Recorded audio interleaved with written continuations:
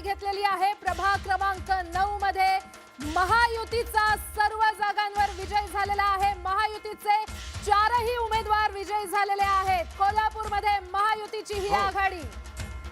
विलास, खूप मोठी ब्रेकिंग आपल्याकडे आलेली आहे। नवनाथ बन ज्याच्या निकालाकडे सगळ्यांचं लक्ष होतं। पत्रकारितेतून भाजपमध्ये गेलेल्या नवनाथ बन विजयी झाल्याची बातमी आपल्याकडे येते आहे। नवनाथ बन याच्या पुढे मोठं आव्हान होतं, परंतु नवनाथ बन विजयी झालेले आहेत। प्रवक्ते म्हणून इतके दिवस काम करत होते। आपल्याच याच्यातून आलेला पत्रकार जो भाजपमध्ये गेला तो विजयी झालेला आहे। विलास, नवनाथच्या राजकीय करिअरला सुरुवात झालेली आहे आणि सुरुवातीला त्याने विजयी पताका फडकावली असं म्हणावं लागेल आपल्याला। सहकारी राहिलेला आहे आपल्या सगळ्यांचा। अनेक दिवस आपण नवनाथ सोबत काम केलं।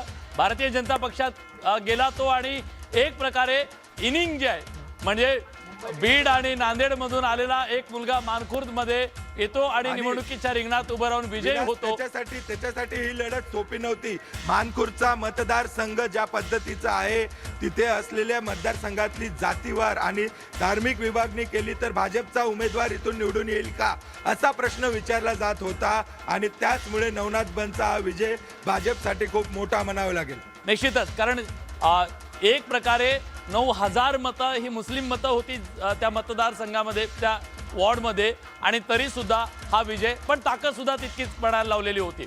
तेजस्वी घोसाळकर या शिवसेनेच्या शिवसेने